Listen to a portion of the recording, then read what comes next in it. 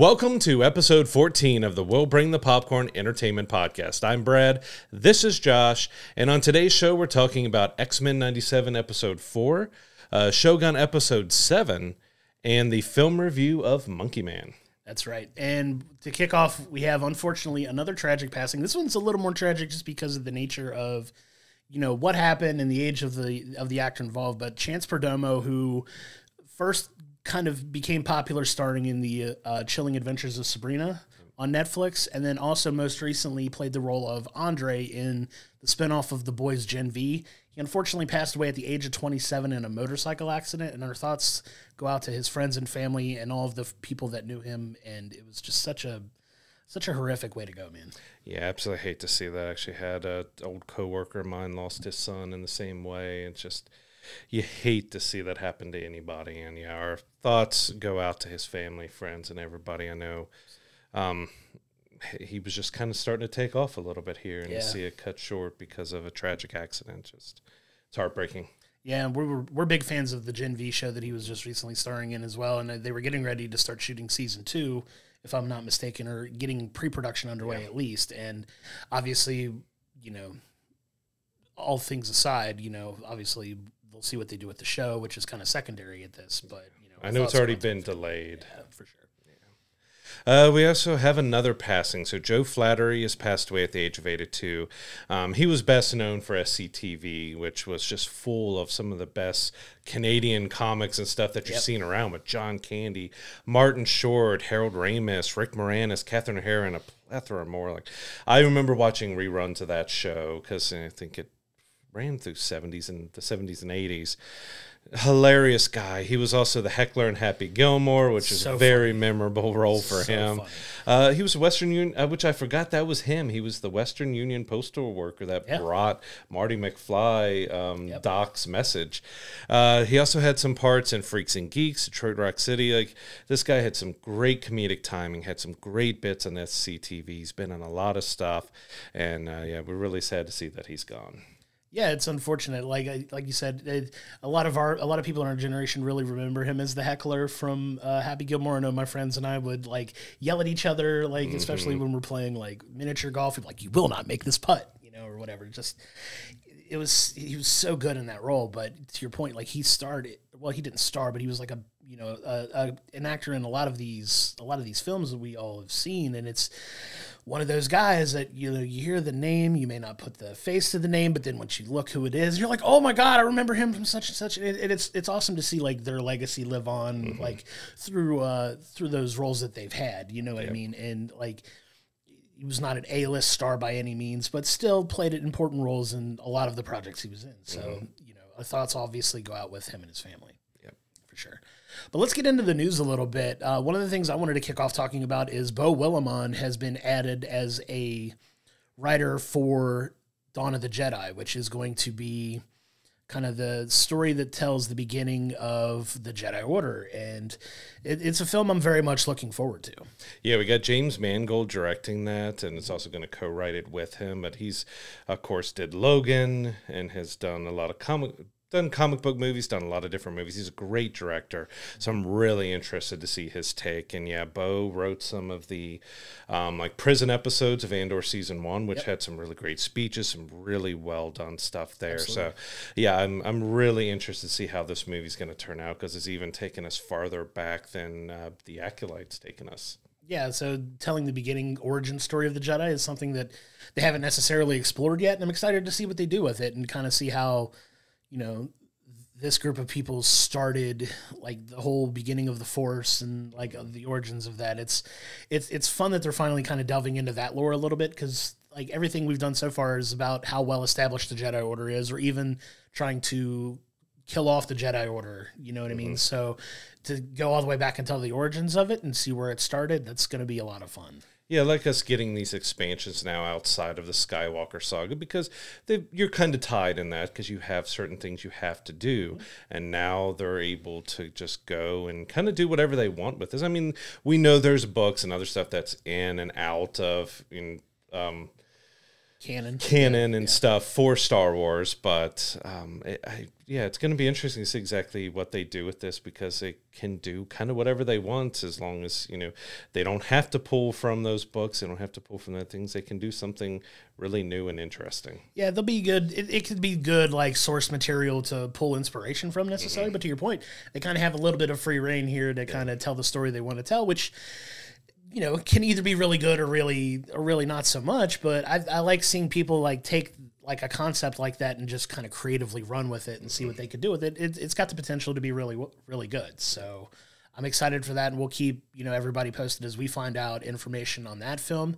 Kind of keeping in the same universe, so to speak, Pedro Pascal has now been confirmed to reprise his role as Din Djarin in Mandalorian and Grogu. So it was a little bit on the fence as how involved he was actually going to be in the film, but it seems like we got that confirmation this week. I don't know when this guy sleeps. I don't think he does. Of course, you got Fantastic Four, which is going to be filming this fall. He's currently filming The Last of Us season 2. Yep. 50 other things probably in between there, but yeah, it's nice to see that he's back, because even though we know the stunt double does a lot of the physical stuff while he's there, and he does a lot of voiceover, it's important to have him be a part of it and not just be a secondary. So yeah, I think we're looking to see that in May 2026. So I would assume that's probably going to film after he's done with the Fantastic Four. Not really enough time, because I think Fantastic Four is supposed to start in August, with it being April. I can't see them getting that in, like Last of Us, Mandalorian and Grogu, Fantastic Four. I would assume he does that after.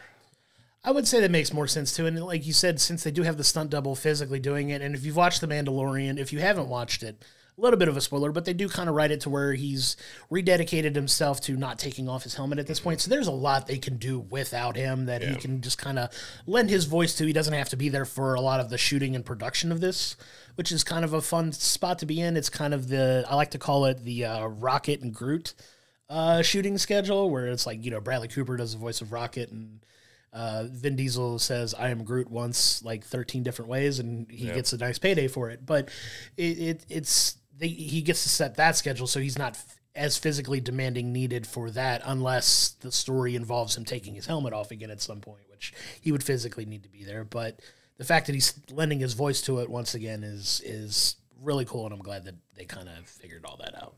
Yeah, and like you say, with Guardians, you got Shogun was actually doing so many roles with that, because he was being the stand-in for Rocket and everything, while, you know, Bradley Cooper came in later to do the voice. So, yeah, it's interesting to see how they're going to do that, and if we're actually going to get him to take his helmet off in the movie again, or if they're going to stick to the storyline that he is sticking to his Mandalorian creed.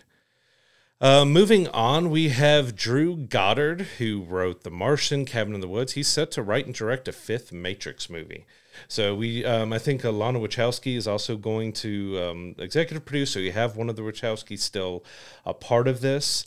But we don't really have any information. We don't know if Keanu or anybody else is going to return to the Matrix now, if this is going to be a new story, if it's going to be a continuation or not. So we had the 4th one after many years. It kind of mixed results. Like, I enjoyed it, but it also felt a bit like, should they have gone back to the well? So it's doing a 5th one now. I hope he comes with a good story. Yeah, and it seems like we've had this conversation ad nauseum several times over the last several weeks, especially as they keep going to the well of these films. And it's, I honestly wouldn't hate like I don't know if it's a hard reboot necessarily, or a soft reboot where there's a new Neo maybe necessarily that could come and be the next chosen one. You know, like something along those lines, if that's a story they want to tell. I don't know how much you can do with Neo and Trinity and, you know, some of these other characters that kind of hasn't already been done. It kind of felt like the 4th movie left off as like okay, if they ended it there, we're fine with it.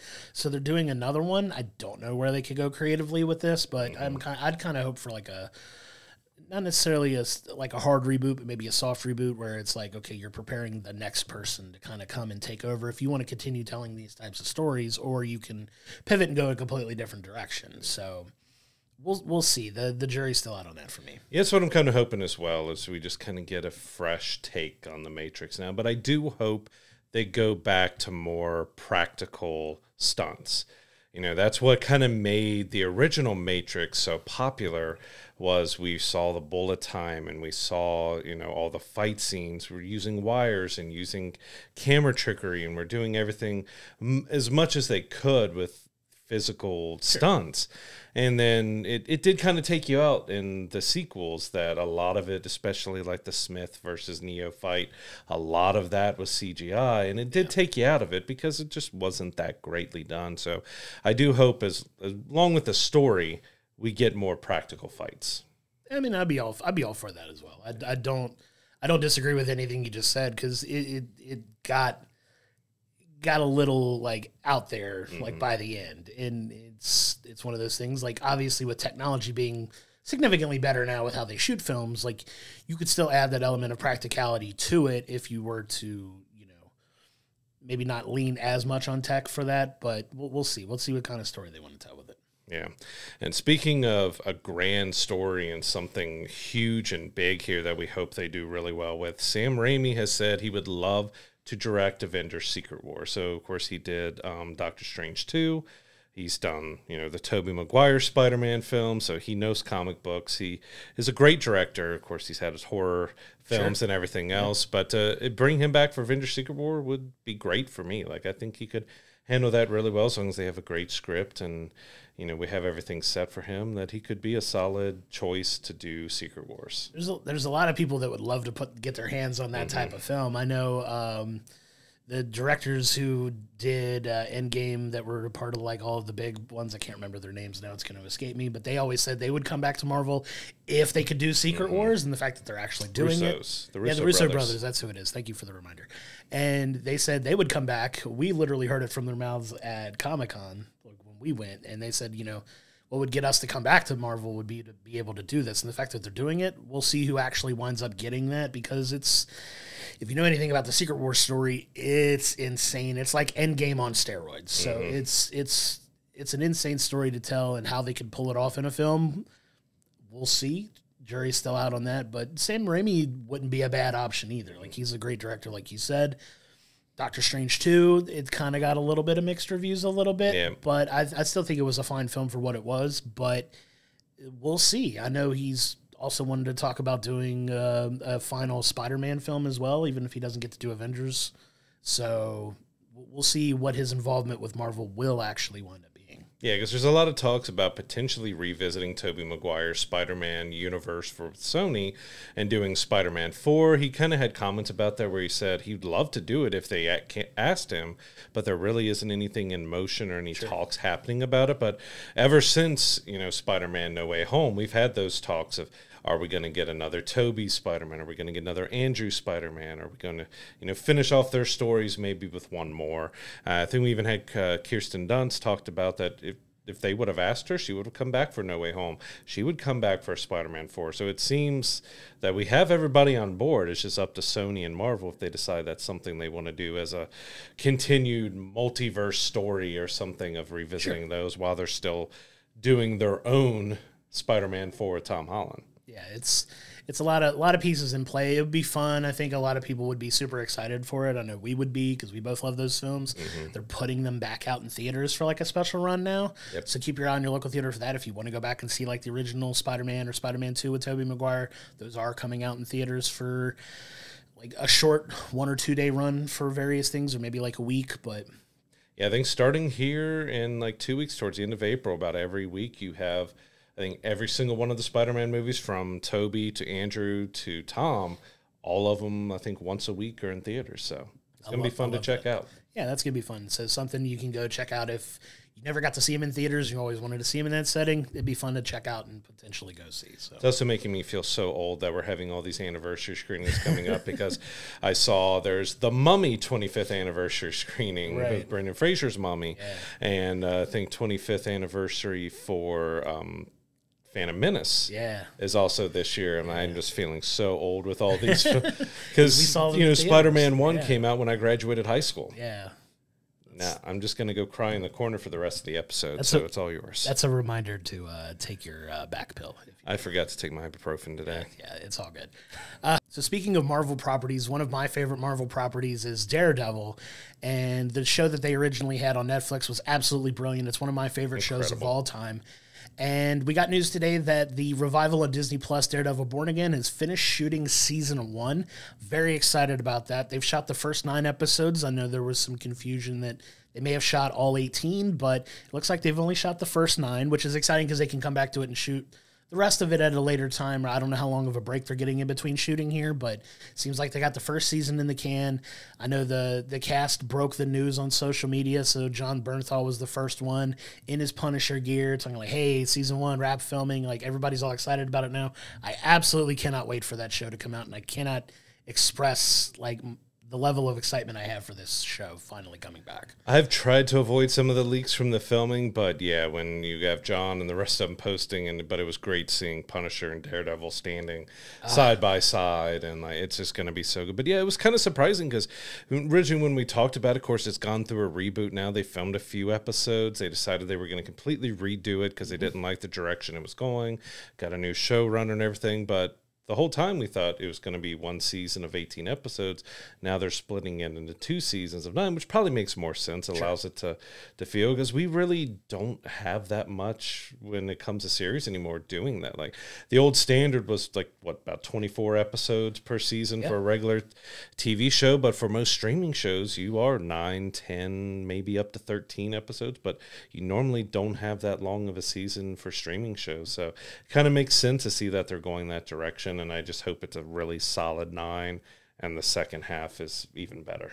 Yeah, and it's the Born Again, the comic book itself that they're drawing from is a really fun story, and I hope they lean heavily into it. If you haven't read the comics or the stories from that, check it out. It's a really well done story arc, so I'm excited for that. But it's kind of supposedly tying into Spider-Man, I believe, if I'm not mistaken. So there's going to be some potential tie-ins with the film, and they may go together because we're hearing like the next Spider-Man after the events of No Way Home is setting up Spider-Man to be back a little bit more as a street-level superhero instead of a big, like more leaning into the friendly neighborhood aspect of Spider-Man. So hearing that they could possibly tie together with potentially Kingpin being the next main villain in Spider-Man 4, like having it all tie together, it's gonna be a lot of fun to see where they go with it. Yes, please give me Tom Holland and Daredevil and Punisher and everybody together, at least one scene. Like, please, bring them together. I want that badly. I mean, you did have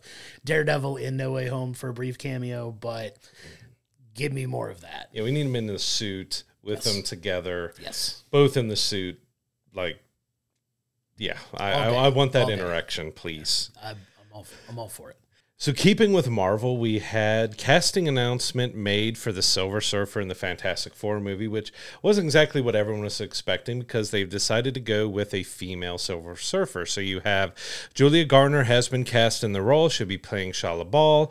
In iterations of the comics, she has been the main Silver Surfer at times. Other times she's been the wife of Norrin Rand, the male Silver Surfer. So it's going to be interesting to see what they do there, if we will have a Silver Surfer relationship or have Norrin show up as well, or if she's going to be the only Silver Surfer that we see.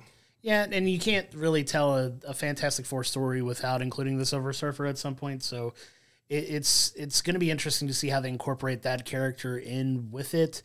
I'm fine with them telling this version of the story as well. Shala Bal is a very diverse character, really. Like that character's done a few different things in different tellings of that story. So with her potentially being the female Silver Surfer, I'm all for it. So let's see, what kind of story they're going to tell. Like, we've got a lot more details coming out as we get further along, as they get ready to start shooting this film later this year. And like, good on her for getting into this role. Like, it's going to sound like it's an important role, and like Fantastic Four is just shaping up to. I get more excited the more I hear about it. She's a great actress, and if we do end up getting who we've been hearing for Galactus, it's going to be a really great movie. Yeah, very excited about that. It seems like now that Marvel's finally got their hands on it, it's out of the hands of Fox at this point, who didn't have the best of success with the film. Marvel's got their hands on it, and I'm hoping that, you know, they'll take as proper care of this as they're going to and really do a really good job with this story. And I do feel like with the first two Fantastic Four movies they did, or was it the second one? Sorry, in the second one with the Silver Surfer, I thought visually they did a great job with the Silver Surfer, with the age of when it was done and everything. You had Doug Jones playing the body of Silver Surfer. I thought visually the Silver Surfer looked really good. So I'm going to assume they're going to do motion capture and she'll be all CG. Yeah. But yeah, I thought visually it looked good, so I want to see how exactly they do. Because, I mean, you think it's a hard character to do because it's a very chromy, shiny character. Yeah. And I hope they do a good job with the visuals for her.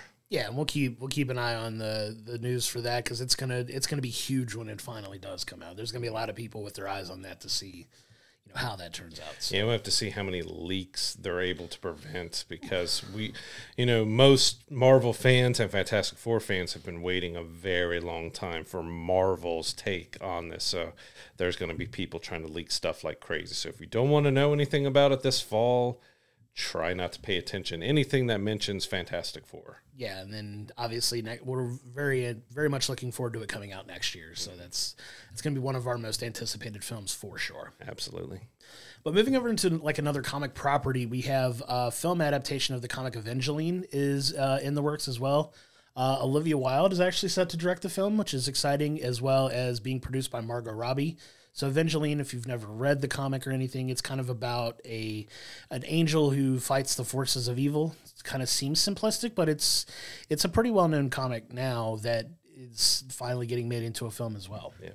And it was created by Rob Liefeld, which I may have butchered his name, and Kathy Christian. So if you don't fully know Rob's name, you're going to know characters he's created, because he created Cable for the X-Men. He created Deadpool. He's created a lot of really well-known comic book characters. So, and I knew I saw from him that there's actually been a few times that they were trying to do this, but he's vetoed it and kept it from happening. And he was excited to have Margot and Olivia be taking this on. So it's going to be a fun one. I would say it's definitely going to be rated R. Just, I haven't really read the comic, but doing a little bit of research on it, it definitely looks like one that's going to be more Deadpool R for adults more than kids. So, but I'm looking forward to it, because, Olivia Wilde, she's a good director. You got Margot behind it. We don't know anything about casting her, might be starring in it, but that could be a fun one. Yeah, it's definitely one to keep an eye on. Giving me kind of like heavy metal vibes, if you know that old series and everything. It gives me a little bit of heavy metal vibes. Yeah, and I'd love for it to be shot in that kind of style too. So it'd be a ton of fun. Yep. So talking about another animated property, or hand-drawn property here, we have Avatar: The Last Airbender. The season 1 was on Netflix, which we enjoyed. You can see our review in our archives here. But Albert Kim, who's a showrunner, has stepped down from doing seasons 2 and 3.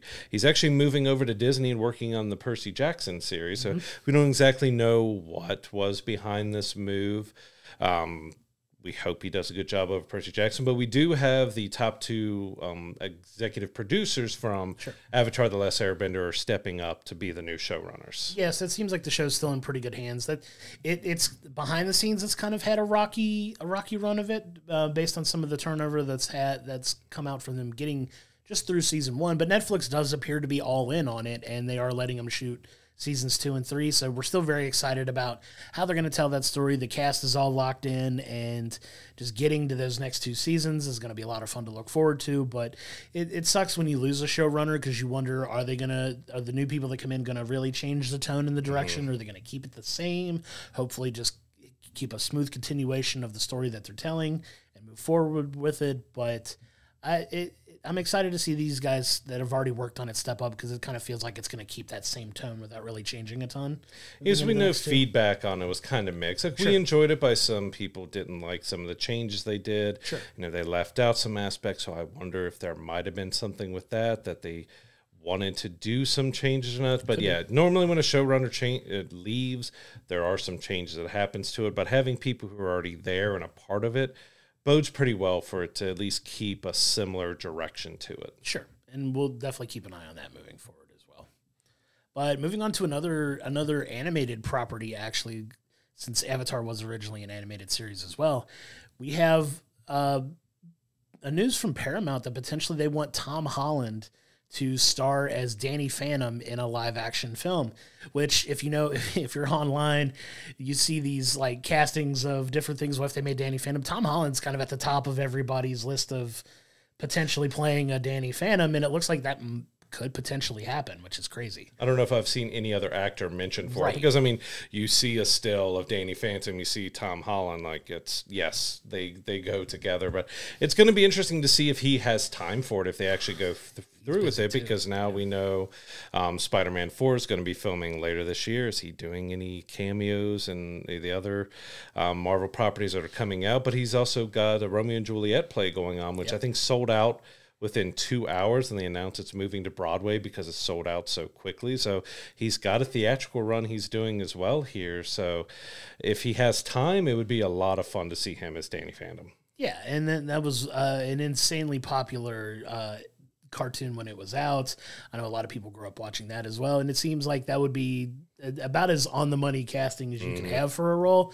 Tom Holland's great. We love Tom Holland, but yeah, he's another one of those guys that's just like so busy right now, which is great. It's great for him if that's, he's working on, projects he's passionate about. I know he loves like theater and things like that. So the success that he's having with the Romeo and Juliet play, and then potentially doing this as well, like it's a lot of fun stuff on the horizon for him too. So I love to see it. Yeah, I believe he also has Uncharted 2. Potentially, in the where Mark Wahlberg gave an update a few weeks ago that they had the script and they were starting to prepare for it. So if he has time, we'll see if he has time. But hey, Pedro's finding time for everything, so I think Tom could too. Yeah. But yeah, we'll keep an eye on that and see if he actually ends up getting cast and if that movie will end up being fun or not. I love it.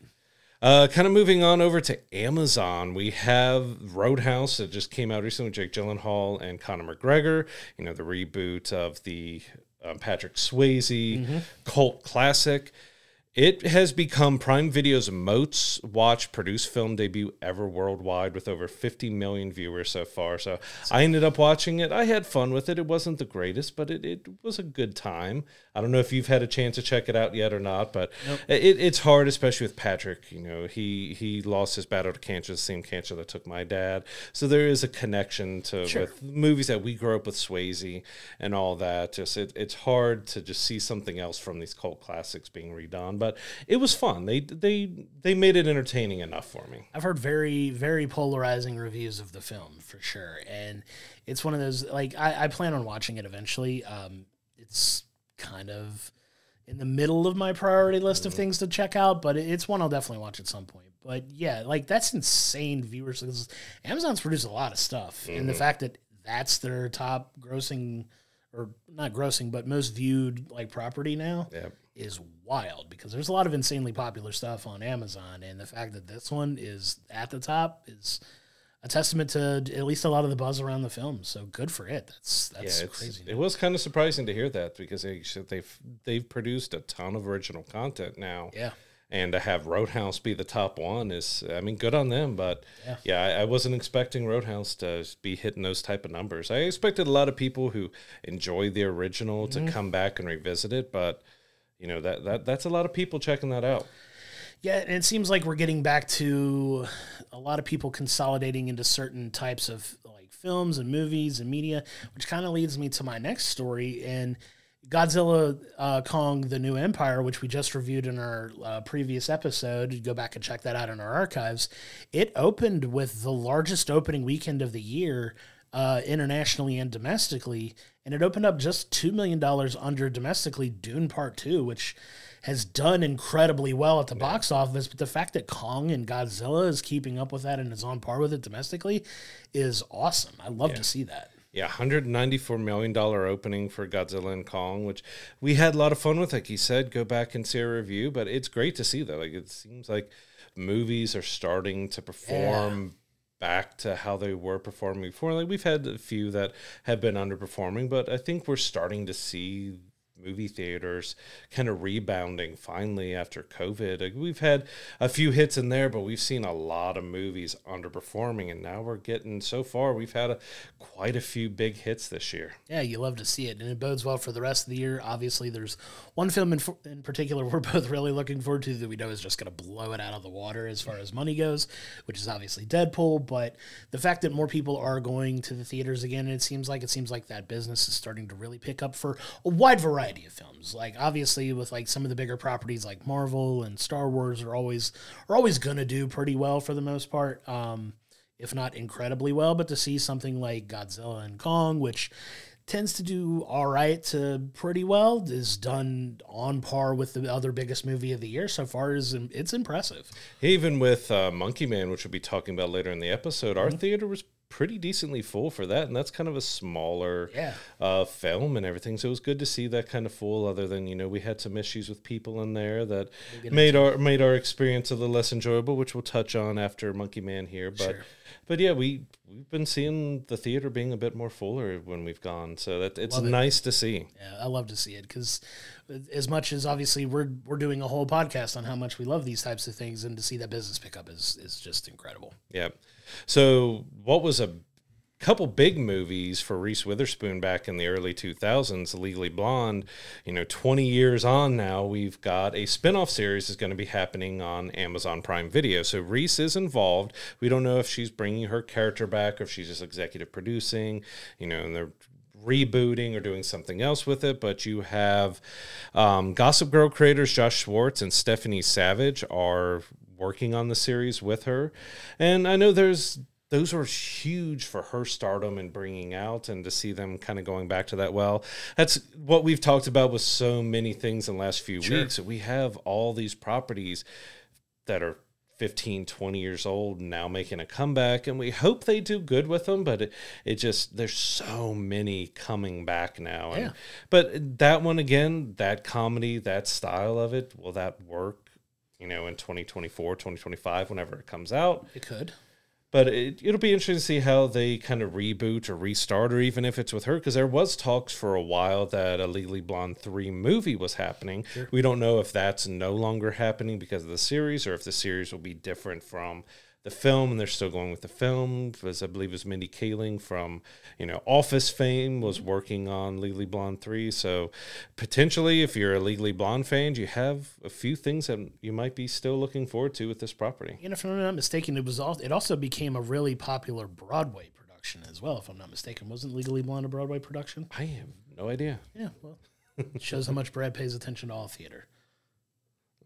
No, I'm just kidding. I think it was, though. But like you said, like that's a property that's coming back that I know that's a comfort movie for a lot of people that I know that are like, hey, I'm having a bad day, I'll put on Legally Blonde. Like that's a film it's a comfort film. So the fact that they're doing it in continuation for TV shows or movies, like it's been forever since I've seen either one of them. But no, it's cool, and hopefully it does well and does good, and they tell a good story, and it captures a lot of that spirit of those films, and helps that continue on into potentially, like you said, if the series does well, maybe they do pull the trigger on the third film. So it's good to see for sure. Yeah.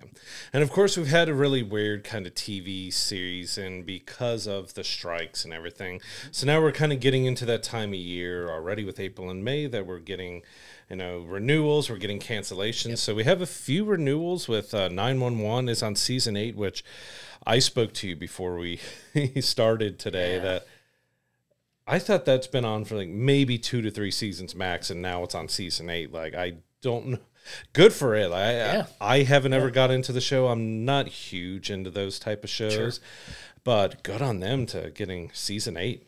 Yeah, you don't see a whole lot of these network shows that last that long unless they're like really entrenched as like being incredibly popular, which apparently it is. Like you said, it just goes to kind of show also like how much you know, we always joke around how much time flies, and, you know, people always talk about, like, how time just seems to be moving super fast. You couldn't have given me 5 guesses to guess how many seasons that show in particular has had, but it's a testament to the quality of the show if it's doing well enough to stick around, because, like you said, we see so many stories about these shows not getting any legs on a network because if it's not successful in one season, the studio pulls the plug. Yep. You know, or they don't greenlight a second season, or even if it's moderately successful, if it costs too much to make, they don't renew it for another season for, you know, budgetary reasons or whatever. But good on it, man. And it's pretty cool to see that a show like that have longevity like that, and like there are still shows around outside of, you know, the 850 seasons of Law and Order or whatever we're up to on that, or Grey's Anatomy up to like season 56 or whatever. Well, we got Grey's Anatomy has been renewed for season 21 now, so a lot of you know, my wife is a big fan of that show. She's been watching it since the beginning, but there's a lot of fans of the show that was curious if it was going to be moving on or not, because you have the main star is leaving, has left the show or is leaving the show at the end of the season, and for them to get a season 21 without, you know, Dr. Gray and Grey's Anatomy in there, it's one that you hope that they're just not stringing it along for as long as they possibly can, just to milk whatever they can out of it, and that for the fans of the show, it gets a proper ending coming up. You still feel that the ending of this show can't be too far away, even though it just got another season renewal. You say that, and then shows like this keep finding legs and keep coming around for more seasons. Like, you would feel even if the quality dropped, the viewership could drop to a point where they're like, okay, is it worth keeping it around? It's like the NCIS effect, right? NCIS has been around for what seems like 100 years at this point, but it's still like one of the top like 10 to 15 most popular shows on television. Like, it still does, you know, incredible numbers every week, and as long as people are tuning in, they're going to keep making them. And even with like The Simpsons, people have thought that it's going to be ending for the last like 20 years, and it's in, you know, season 5,000 now or something like that. The internet likes to say that The Simpsons hasn't been good since like season 10, but they're on season 34, 35 at this point, or they may even have more than that. I think it's in the 40s, isn't it? It could be close to that. Because it was like 1989, I think, was the premiere, so it's getting close to 40 years. Like it's been around forever as well. Like, they say the quality of the shows drop, but apparently there's enough people tuning in that they keep giving them more seasons and more. It's also episodes. Predicting everything that's happening in the real world. I kind of think it needs to go on forever just so we know what the heck's going to happen like 10 years beyond it. But, you know, like it's crazy. Yep. And we do have our first cancellation of the season. So the Quantum Leap reboot has been canceled after 2 seasons of NBC. This was another one, which I watched the original show, but I never got into this. It was kind of the same with the Miami Vice reboot and everything else. I just never got into them. Like, I watched the originals here and there as kids. I never watched the full seasons of them, but it is kind of sad to see, you know, after 2 seasons, that one's gone, because it did seem to have a small but strong fan base to it. Yeah, and unfortunately, it didn't seem like it was big enough to keep it going for longer than that, which, if you're a fan of the show, you know, like, I'm sorry that your show, you know, that you enjoy this much got canceled. It sucks to see when, like, these properties don't get renewed sometimes, because you could have, like, a strong, dedicated fan base that, like, really supported the show strongly, but for whatever reason, people at the networks decided it wasn't enough and, like, kind of pull the plug on it. It's a double-edged sword, man, because you still want news stories, but if you have stories that are and shows that are doing well, you want to see them keep going if they can, you know, maintain that audience over a prolonged period of time and get to 20 seasons of a show. But I mean, 20 years later, I'm still waiting on Firefly season 2. Like, it's got to come, right? It's coming. It's on its way. It's coming. Please. Its way. But no, it's unfortunate, and obviously, you know, you feel for all the people that work hard to put that show together and make it happen. Hopefully those people land on their feet and get attached to new projects and can, you know, continue to, you know, stretch their creative muscles and, you know, earn the living that they need to in the industry as well. So thoughts to all those people, but, you know, entertainment industry's tough, man. It's tough because it's so hard to predict sometimes what shows are going to make it and what don't, because you got to keep it's almost like a sick sporting, like, viewing kind of thing. You know what I mean? It's like who's coming, who's going, what shows are sticking around, what shows are getting the axe. You can kind of count on like 1 or 2 hands the number of shows that you can almost guarantee are coming back, and then everything else is a crapshoot, right? So it's like it's crazy, and it's a hard industry to be in for sure. Yep. But now we're going to move on into our TV review of the week, which we are starting off with X-Men 97 episode 4. So we're now 4 episodes in. This episode is kind of a two-parter. It's got 2 different stories going on. The first half of the episode is one story, and then the second half is a different story with a different character that leads into a eventual part 2 that we're going to. But what were your initial impressions of this episode? I enjoyed the stories that were told in this episode, especially the first one. So the first one takes you with Jubilee. It's her 18th birthday. She's wanting to go have fun, but Magneto, he's a guy who screams fun, right? So he wants to go to the arcade and he wants to blow off steam. But it was a fun throwback to our generation, to the 90s and stuff, because you had the Motendo in her room, which is, playing on the Nintendo name. It was, you had the X-Men Genesis cartridge in the system, but we had Mojo coming back. So, that was, I think, a multi-episode. Yes. In the original series, which is always just crazy. Mojo's capturing people and bringing them into their arena to entertain all these people. And, this time Jubilee and I've blanked on the other new character's name now, are brought into this arcade world. And you get a lot of throwbacks to, the X-Men, the arcade game. You got some different animation styles, and also loved, and it seemed like a little bitty nod to the Matrix, because they go up to a phone booth and what is this going to do? And they get sucked into a new world. But that one was a ton of fun. It was. I really enjoyed that as well. You and I are both big fans of the old school arcade game.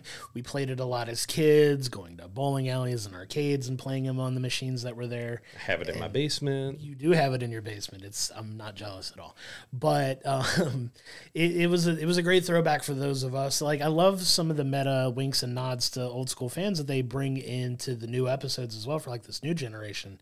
And it's a fun story of like Jubilee trying to, she's torn because she wants to still have fun, but she understands her duties as a member of the X-Men. She's trying to get, I believe his name is Roberto, his to show his mutant abilities a little bit as they're going through this as well. Eventually, once they figure out that they're in a game at that point, it's him still struggling with the fact that his family hates mutants, but he actually is one, and he's always held back on using his abilities, and he finally starts to use them a little bit, and there's a little resolution there. But it was fun, packed in like half of an episode. I kind of wish they'd explored a little bit more, but I think they got what they needed done in that half of it. And then you move to the second half of the episode, and it pivots to Storm, and Storm going through her, journey to regain her powers at this point, or coming to grips with the fact that she no longer has them. Spoiler if you haven't watched it up to this point, but we're far enough now that if we're talking about it and you're listening at this point, you've probably watched it as well. So she's with Forge. She is, struggling with the fact that she's no longer has powers. He's trying to help her, and we kind of start on this journey of him trying to figure out ways to bring her powers back, but there's some interesting dynamics between the two of them. I enjoyed the second part. It's a little bit more dramatic and a little more heartfelt, because you got Storm trying to come to grips that she doesn't have her powers. She can't feel nature anymore. Yeah. And then, he's trying to bring her powers back, but it's not working. And then we also, like you said, you have a deeper dynamic that happens. The only thing about it is just how strange this was kind of mashed up. Sure. Because you have a really lighthearted, fun one with Jubilee, and then you have a much more emotional, but this one doesn't end.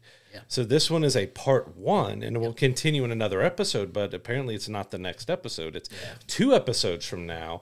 So, like, you get a half of this, maybe not even half, because I think the next episode is a full story, so we're only getting a little portion of the story, and we're going to have to wait a couple weeks to get the conclusion. It was just kind of odd to me of how this was kind of shoehorned in, because they were both good stories, but they were vastly different from each other.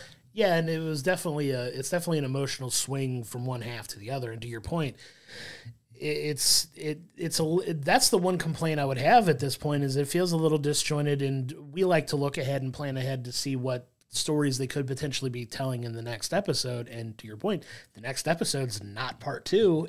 Part 2's in 2 weeks, so I'm not entirely sure what the motivation is behind that. Maybe let the story breathe for a week instead of coming directly back to it, but we'll see what the next episode looks like. But yeah, it was definitely a tale of two completely different like storytelling dynamics and emotions involved with it. Like it does cover a lot of ground, but to your point, like could this have been a separate episode on its own and not like smashed together into like have because we haven't seen, of course, the second part of it, but have everything in a single episode, even if it's a longer episode, would it make sense instead of splitting it up with another story?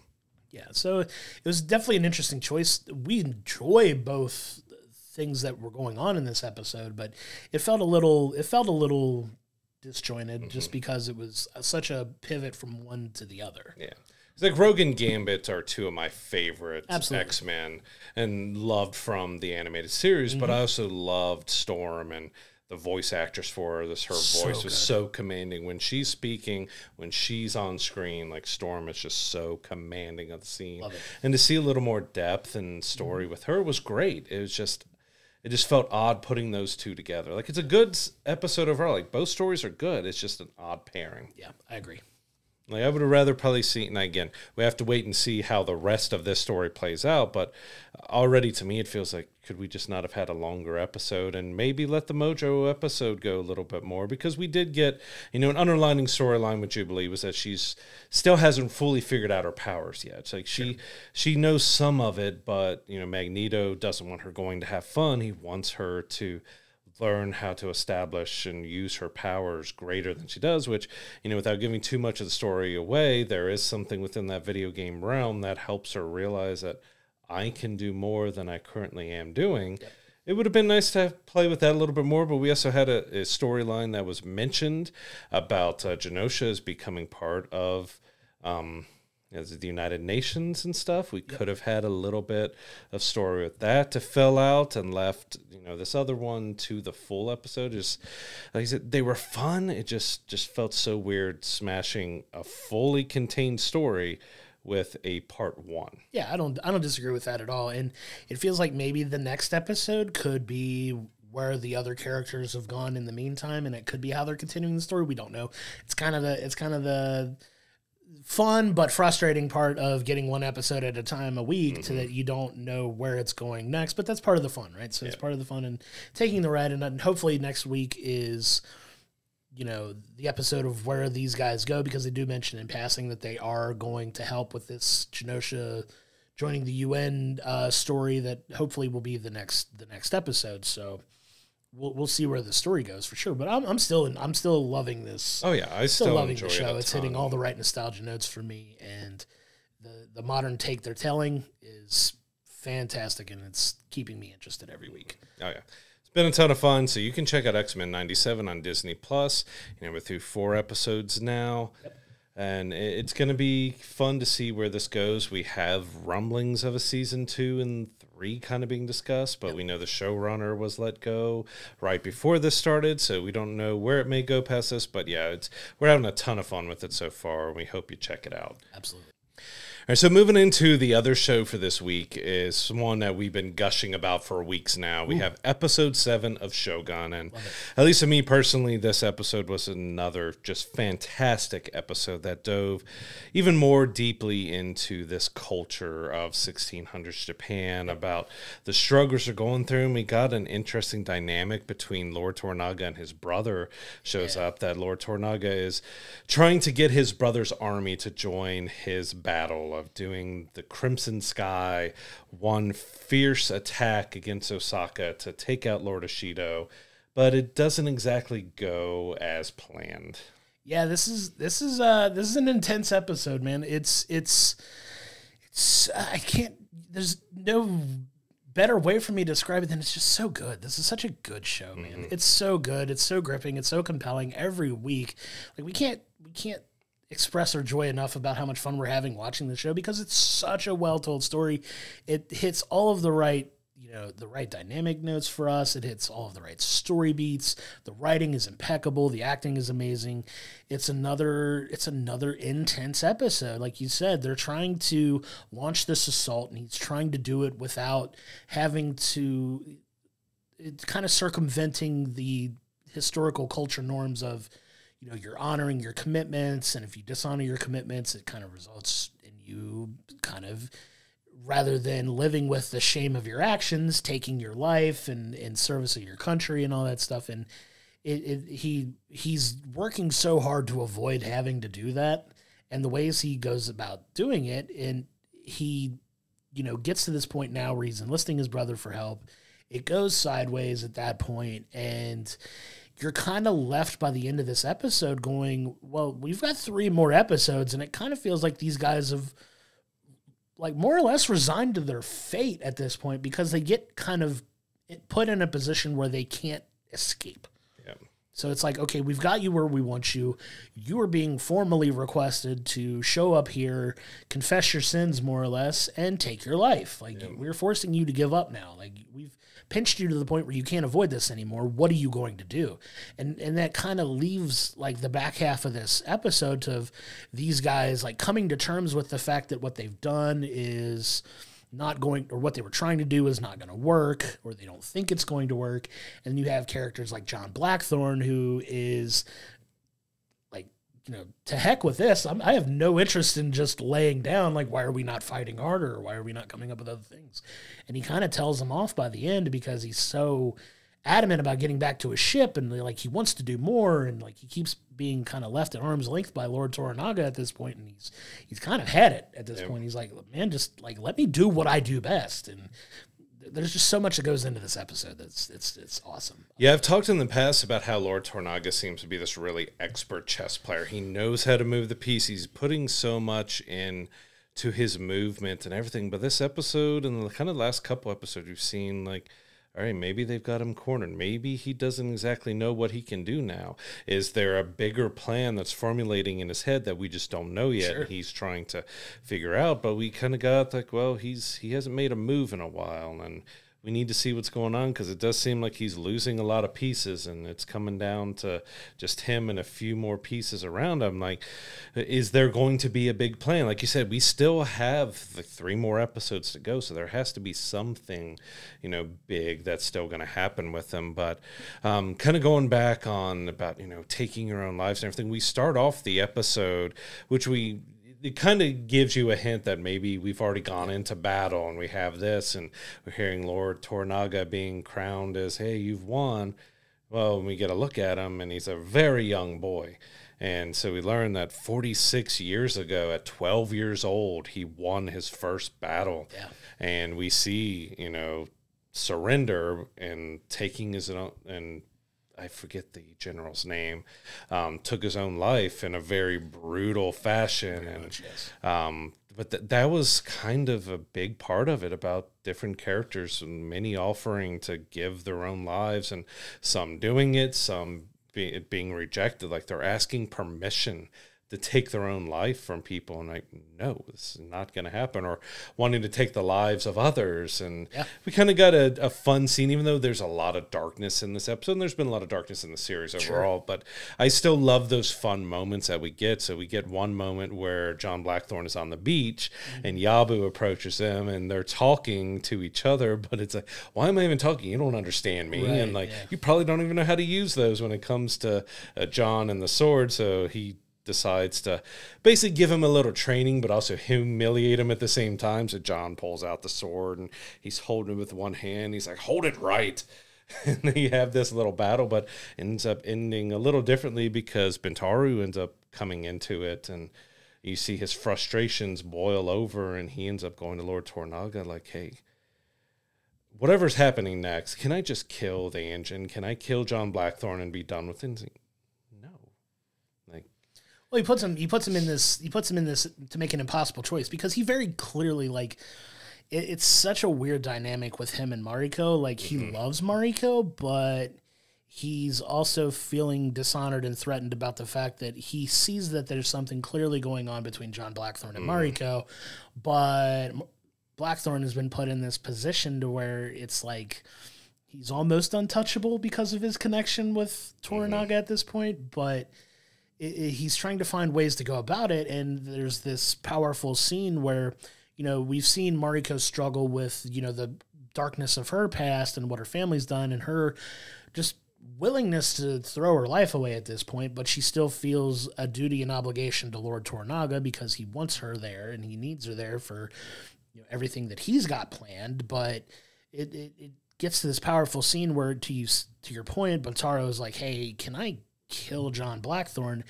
And he accuses John Blackthorne of courting his wife and, of the, everything that happens in that scene. And he's basically like, well, it's like, are you serious about these allegations against John? Because you're also implicating your wife.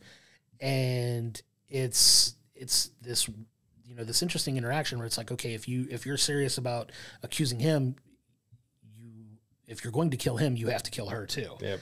And he obviously makes the choice of kind of retracting a little bit and backing off because despite what had happened a few episodes prior where he pretty brutally beat Mariko while he was drunk, like he still cares for her. And it's a weird, weird dynamic like that's going on there. But like he still cares enough about her that he doesn't want to see her die. So he kind of backs off. And it's a pretty powerful scene. Yeah, because we moved right in after that to Mariko having an ultimatum given to her by Lord Tornaga, which, she doesn't really give an answer to. Like, he says, you either have to do this or you have to do that, but she, kind of goes around it with it, which was, I thought, really interesting to see that there is something that we felt is there, but she doesn't want to answer it, but she just rather take the option 3, which Lord Tornaga wasn't. Try not to go too spoiler. It's hard not to talk about the stuff, but Lord Tornaga didn't want to have anything to do with that, and we kind of ended. But yeah, there was such a back and forth dynamic about how they look at life and how they look at death and how they look at honor and how all of this is playing out around this situation where basically his brother has come to the fishing village, has been invited. They're thinking they're going to talk about this, plan that they're going to do. And his brother ends up flipping the script on him and changing every aspect of what Lord Tornaga thought was going to happen. Yeah. And it leads to, like you said, by the end of the episode, like Tornaga is like dealing with resigning his fate that, maybe my plan wasn't going to work. I'm going to die. I don't have a choice. At least that's the way it's playing out. But to your point, there's 3 episodes left, and he's the guy in the show. Like, he's the main character, so it can't be just 2 episodes more of him stewing over this. So something has to happen. I'm excited to see what happens next and either how he gets out of it or where they take the story beyond this, because I still think there's this grand battle that has to happen somewhere. So something has got to give at this point. And the anticipation is really killing me because I'm like, I really want to know what happens next. And that's like we say, that's the fun and frustrating part about going on this weekly episodic ride is we don't know because it's not out there yet, obviously. But how is this going to resolve itself? Because there's so much lingering here and there and everybody's posturing, but we don't even get any look at Ishido and what they're doing on their side in this entire episode. So there's we get little information that comes from the brother and what's happened with him without giving too much of that story. And we do get a little bit. Well, we don't even see Lady Oshiba. We don't see Ishido or anything. But it's such a. I want to know what's happening. Like I've said with Lord Tornaga, he's such a great chess player. He's got to have a secret move. He's got to have something that he's just waiting to build. Yeah, you're taking out my pieces while I'm about to put you into checkmate. There's got to be something going from there, especially as we know this is going to be a self-contained 1-season basically mini-series now. We know it's not going to continue on. So, we've got quite a lot still to happen. But that's not to say anything with the show. Like, it's pacing. Everything has been fantastic. There's been so much depth that's being built and, everything that's been really just letting you know how things are going to be, how these characters are. We've got such great world and character building with it. And I keep going back to Yabu. I just love, even though he hasn't had a whole lot to do in the last few episodes, I assume something big will be coming up for him. I just love the Yabu character. He brings that kind of crazy lightness to things, but also we got to see a scene with him fully decked out in his armor, and he has the best helmet I love it. in the series because he's got this big like Fabio mane on his helmet that's just so good. Like everyone else is looking very which I don't know if that's traditional or not, knowing about the culture and stuff, but everyone else looks very traditional to what we seem to know about the look of samurai and everything else, and he's just got this humongous mane, like lion mane of hair. That man is just doing his own thing and loving life. So yeah, so we're looking forward to seeing how the last several episodes of this play out. Episodes 1 through 7 are now currently available on Hulu, Disney Plus, and FX. You can catch every episode weekly as it drops for the next couple weeks as well. It's a show that we said it for the last several weeks now. We cannot recommend it enough. It's quickly becoming higher and higher on our list of our favorite TV shows ever at this point. So this is a must-watch show. Yeah, this is definitely one that we recommend you checking out when you get the time. If you want to wait till all 10 episodes come out, that's great as well. But if you want to catch up and join us on this journey every week as we talk about it, that would be great as well. But moving into our film review now, we have gone and seen the film Monkey Man that we'd like to talk about now. This film has had... it's got quite an interesting backstory as far as like the production of the film and like what it took to just get this film out there, like let alone what the story tells. So the story of the film is this man who has witnessed the death of his mother at a very young age from a group of corrupt officials at this point, police officials, that brutally murdered his mom in front of his eyes, and he's basically spent his entire life plotting his revenge against these people and what it takes to get him to this point. And that's kind of a very high level like interpretation of the story that they're telling, because there's a lot more intricacies to it, of course, but I've really enjoyed the telling of this film. But man, this seems like it had such an interesting backstory of just getting put together to put out into a film itself. Oh yeah, that's the story behind it was just so many things went wrong when they were filming it. So like Dev Patel wrote, directed, and was the main star of the film. Yep. So in training for it, he had several toes broken by doing stunt training. So the stunt fighter with him stomped on his foot and broke several toes. Yep. Then they move into filming, and he breaks his hand in the very first fight scene that they had to film. And he kept it secret. Somehow he continued on the rest of the day with a broken hand, finished filming, flew to another city to have screws and other work done that, he literally asked the doctor, I need it hidden. I can't have a cast. I can't have this. I need you to hide that I've broken my hand. Returned back to set the very next day and continued recording the fight scenes and everything else. Like, just that alone was wild.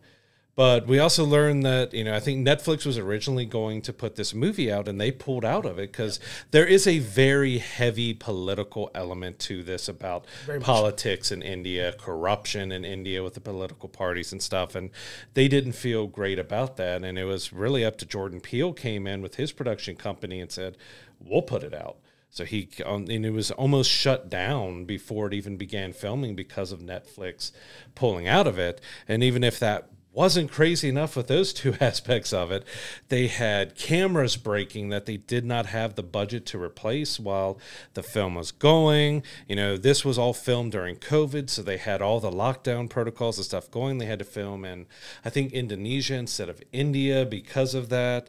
They lost their production designer. They lost a stunt team, which was a stunt team from John Wick. Yep. And then they actually had someone die in the middle of production. So their gaffer died of a heart attack while the film was being made. So, you had all this insane stuff and unfortunate stuff happening with someone passing away. Like, you could tell in the end from the direction, which I thought cinematography and the way it looked was really good. Yeah. You could tell this was a definite passion project from Dev Patel just to get this film made and get it out there. That's kind of the best quality he could possibly get it out with all the hardships that he had to go through to get this made. Yeah, it's such an interesting story. Like, obviously when films get made, all things considered, for the most part, with a few hiccups here and there, shoots go fairly well, and we don't really hear a ton. This is one of the crazier, this was such a tough film to get completed at this point. You know what I mean? Like you said, started filming it during COVID. There was all the different shooting issues, aside from all the issues that people had shooting films during COVID. But like you said, Dev Patel putting his body through literal hell to, you know, just get to film this project. Like, you could tell how much it meant to him. And there are a lot of, like, just from the film itself, like, to talk about the actual aspects of the film, there are a lot of political undertones, which, if you know anything about Jordan Peele films, or if you're a fan of his work, he doesn't shy away from having political undertones in a majority, if not all, of his films. His films have very political themed, like, if they're not completely blatant about it, but it's there if you know to look for it. And that's kind of a hallmark of his story. So I see why he would want to attach himself to a film like this. And it's a good film. Like, at the end of the day, it's still a very good film. If you are fans of the John Wick films, you will love this film as well. They don't shy away from it. They literally mention John Wick. Kind of John Wick and The Raid I get a little bit from, because it has very brutal action to it, in which we know now, knowing that backstory, that some of the fights had to be, you know, changed and mixed up because of him breaking bones. But it's definitely got a big John Wick, The Raid type of mix with, you know, the Indian kind of story behind it. But yeah, it was a lot of fun to watch, even though it's a very dark story. We say fun in the way that we enjoy watching it, not like we're laughing and having a really good time with, which there were some jokes and stuff with it, but it was an entertaining watch. And then we might have to qualify what we call fun, in the sense that the tone of the film is very much not fun. It's a dark, like, he deals with this tragedy and him plotting his revenge, and the way he goes about getting it's very creative. The way they tell the story, like, he's working his way up through, you know, doing odd and end jobs, fighting on the side to kind of get the funds he needs to make this happen and build the connections that he needs to get to the people he needs to get to, who are so corrupt that they're very well protected and not necessarily the easiest to get to. And the ways he has to get to them is crazy. The fight scenes are fantastic. They are good. They're very well done, despite the, you know, physical limitations that Dev Patel had. It was very hard to tell at times that he had broken If you didn't know going into it, you couldn't have really told too much that he dealt with the things that he dealt with while trying to make it. Like you said, very heavily John Wick influenced. The literal last fight scene of the film, the big rampage, like, get to the guy I've been trying to get to this entire film, he's dressed almost identical to John Wick, with the black on black, like the black suit, the black undershirt, like he looks a lot like John Wick in this, and he, you know, just kicks a lot of butt like John Wick, and it's a really, really well done, like, last rampage scene as well. It's so much fun to get through, and it was definitely worth a watch. Now, our viewing experience had its issues as well, which we'll touch on in a minute, but at the end of the day, I definitely recommend watching this film. Like, it's worth a watch for sure. I would recommend watching it. Yeah, there's really an interesting parallel going back to how all the troubles that the movie went through getting made. You know, the main character in the main story deals with an Indian god that, you know, this monkey man who thought he was seeing this really shiny mango, and he wants to go up and eats it, but he ends up eating the sun. And so he's punished by the other gods for eating the sun. And we see that the character in the movie is going through punishments. You know, he's down on his luck. He doesn't have much money. He's having to, you know, steal and swindle and fight and do all this stuff to survive. And it's kind of a parallel to how he had everything go wrong making this movie, had to fight and survive just because I think he even said it himself, like, he was ready and expecting just to be shutting down the production and never get this thing made. Like, there is some interesting, which unfortunate, parallels between the overall story with the hardships that the character went through and what Dev Patel went through just to make this movie. So I found that, knowing all that afterwards and going back and looking at the story of the film, like, he went through a similar journey that his character did. Because I don't think we even got an actual name for his character. He called himself Bobby, but that was after the bleach that he used and stuff. So I don't think we actually ever got a true name for his character in the film. No, and at the end, I don't think it was really necessary either, but it was definitely like an art imitating life kind of situation when you know the whole backstory of the film, which is very interesting, because knowing it now, like, adds a little bit more appreciation I had for the film than I had when I watched it. Like, I still enjoyed the film as well, but knowing some like some of this backstory now kind of makes me appreciate the fact that this film's like it was even available for us to watch. Because there was the way it sounds like they went through making this, there were several different times where this film could have just been shut down, shuttered, and never seen the light of day. But the fact that they were able to put it out, I'm so happy that we like took the time to go to the theater and support the film and see it, because that's incredible, man. And yeah, it had its issues. We're not saying it's a perfect film. It, you know, you can hear from the production and everything that went into it. It's a lower budget. They had to struggle to get it done. So there might be a little forgiveness with things because of knowing that story of just feeling for his hardships and stuff. Because there were some things that we showed in the trailer that we thought we were getting some big sequences with things. And I do this motion because of some stuff with the masks we didn't see as much as we kind of thought we were going to see, especially with one version of it and other stuff. It was just like 15 seconds and that was it. I'm like, wait, what? And we're not going back. Yeah, we're not going back to it. Yeah, we're definitely not going back to it. I was wanting to see more of it. So it was more of my personal, like I wanted to see a big action sequence done in a certain way. And we more went John Wick, and it kind of dropped how the Monkey Man action was at that point, and went Raid John Wick like full on with that sequence. But it's a little nitpicking stuff, and some of the political stuff was kind of hard to watch and see with some of this stuff and just how corrupt and bad these people are. But overall, it was an enjoyable film. Like I said, if you like the John Wicks, it's not as good as the John Wick movies, but it's still a solid action flick that I got enjoyment out of. And you know, it's very dark, very brutal action, but it was enjoyable to watch. Yeah, and there's a couple scenes in the film that could be a little triggering for some people, just to deal with that are more sexual in nature as well. Not super graphic by any means or anything like that, but it's definitely some unsettling things that some of these guys are doing, and you know, things of that nature. But overall, though, it doesn't hinder the film in any way, I don't think, but definitely things that could trigger a few things for some people. But yeah, as you mentioned, it doesn't really shy away from much of anything. Like nothing is kind of off limits of dealing with it, and maybe it's because they really wanted to paint the picture of how this corruption is and how people are treated in India and around there, and they wanted to bring light by showing the darker aspects of things. Yeah, and adding a little bit of authenticity to it could, you know, help deliver that message as well. So in the context of art and storytelling, and you know, trying to mirror some possible real life things as well, like they do a good job of containing it within the story like that, I think. So definitely one to check out. And Monkey Man is in theaters now, and we definitely recommend you taking the time to check it out, especially if you're a fan of like the Raid films, John Wick, and things of that nature as well. We think you'll get enjoyment from it for sure.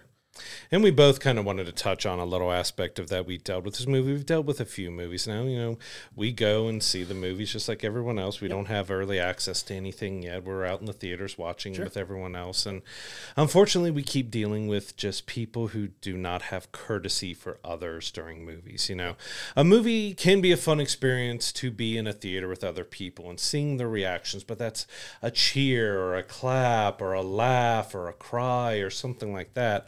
Not full-blown conversations. And that's kind of what we had to deal with Monkey Man, is that we had a group of people that just decided they were going to have a full-blown conversation throughout the entire movie, and not quietly either.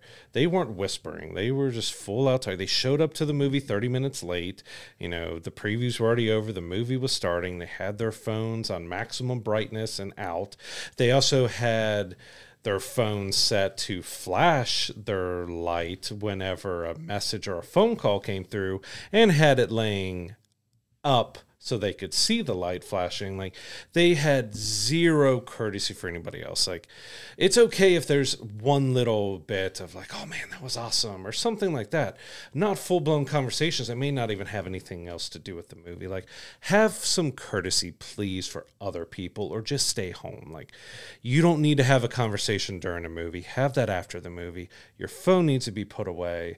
Think about the enjoyment of everybody else around you, not just your own personal, I don't care, I'm going to do whatever I want. Yeah, there's a lot of that now, but it's getting a little out of hand in the theater experience. And like to your point, like if you want to watch these movies at home, and have conversations and all of that, go for it. Hey, go nuts. Do whatever you want to do in the comfort of your own home. I don't think either one of us have an issue with that, because the beautiful thing about watching a film at home is you can pause a movie if you want to, or you can go back and, rewind a little bit to maybe if you missed something because you were, having a conversation about something that overtook what you were seeing. You can't do that in the theater, and you can't do that with all the people around you. And we're starting to see it a little bit more than we have like in recent years, where people are just going to the film. Like, if you're not there to see the film, why are you in the theater? Yeah. Like, if you're not going there to like at least take it. And to your point, it's not a question of like,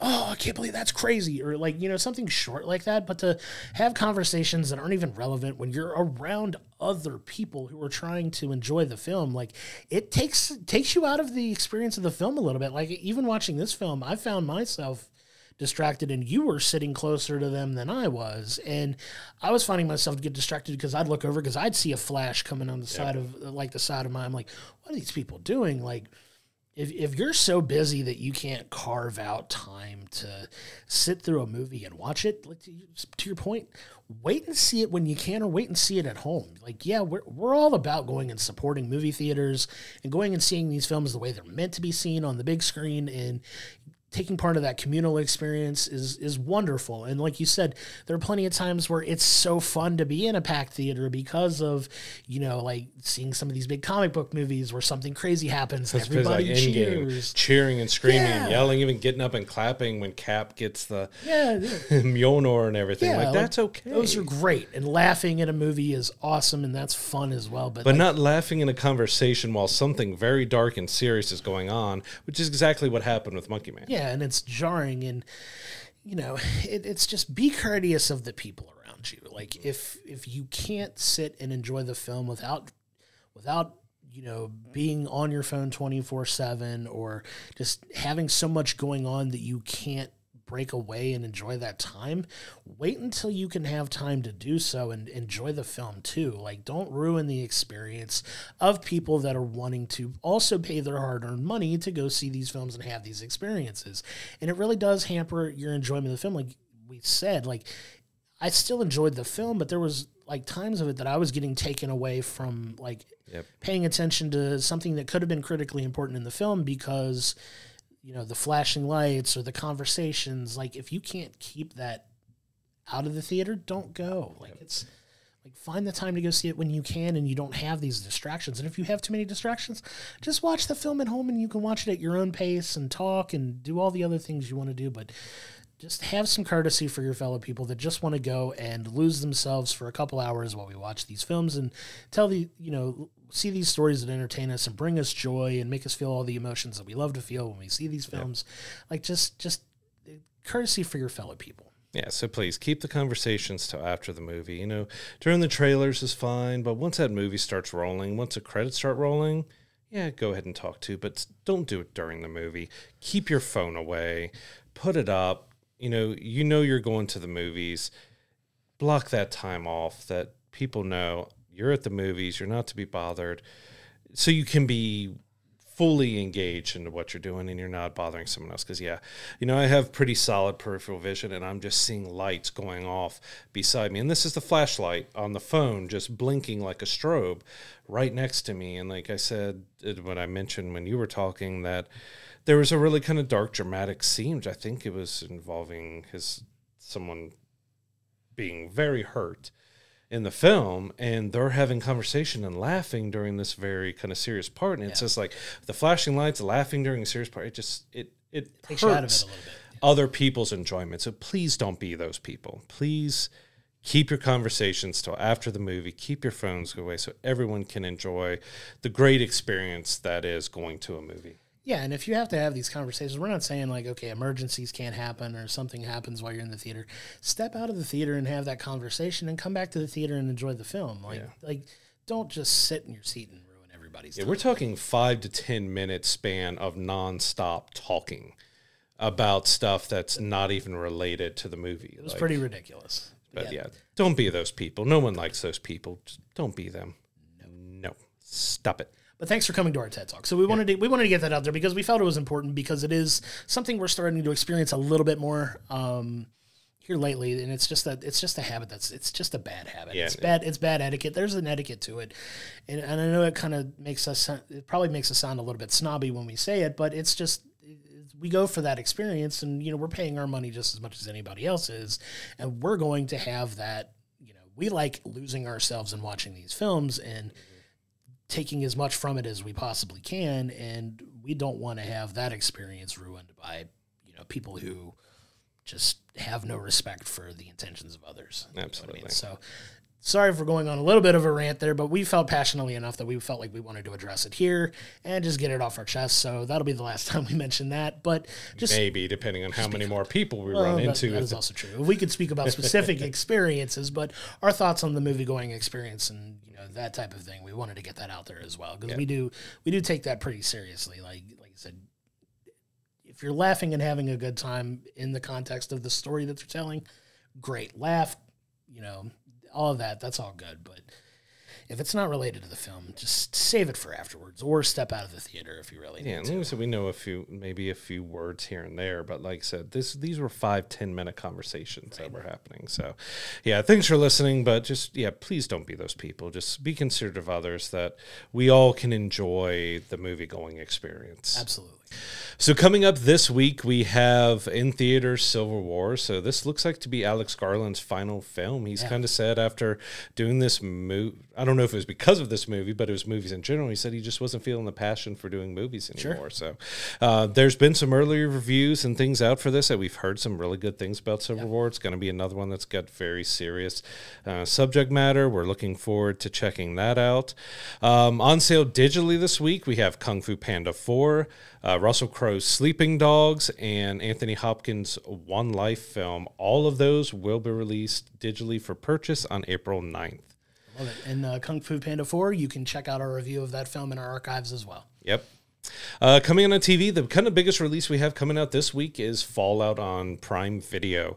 Yep. So this is an adaptation of the video game series, which I'm really curious to see how they do, because it's been a fun game series. I've played almost all of them. Sure. I don't think I got into Fallout 76 too much, because it had a lot of issues when it first came out, and that kind of put me off, and then I had a backlog to play. But I've heard good things about it now. I've just haven't got back to it. But it's always been a quirky, fun, weird, odd, interesting type of video game series, because it's, set in apocalyptic, but it's got some like Western. It's got a lot of mix of different genres to it. So I'm really curious to see how they've done this series. Yeah, the games are fun. I've enjoyed them as well. And seeing some of the trailers for it, it definitely looks like an interesting watch. Definitely one worth checking out for sure. Yeah, so you'll be able to see that premiere on April 11th on Amazon Prime Video. Absolutely.